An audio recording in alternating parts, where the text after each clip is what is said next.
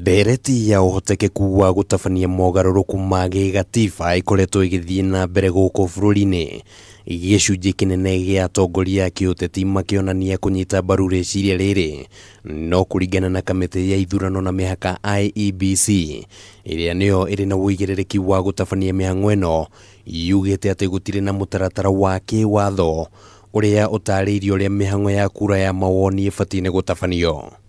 We don't have a referendum law in the country. What we have are just some small sections in the current Elections Act. Akiaria hindi ya mucemanio na kamiti ya bunge igie watho, muikariri gitu wa IEBC Wafula Chebukati augite ati riu kamiti ino ni irathagathagaria riandikithia ria watho uria ubatie ni kurumirirwo kungikinya ihinda ta riu ria gucenjia gatiba ni ririkinyanira guku bururi-ini.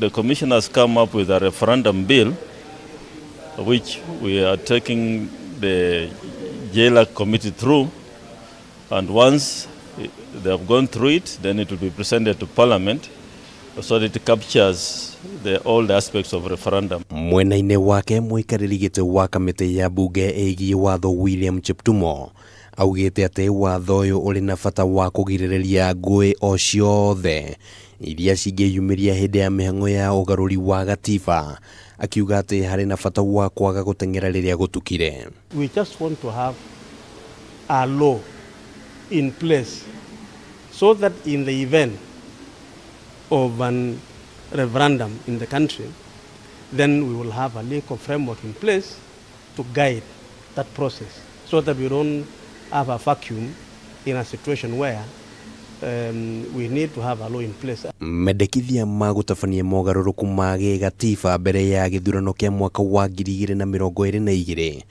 makoretwo makinyitwo mbaru na njira nene. Handu-ini ha Kameme TV mohoro gitauritwo riakwa ni Kimani Wangũnjiri.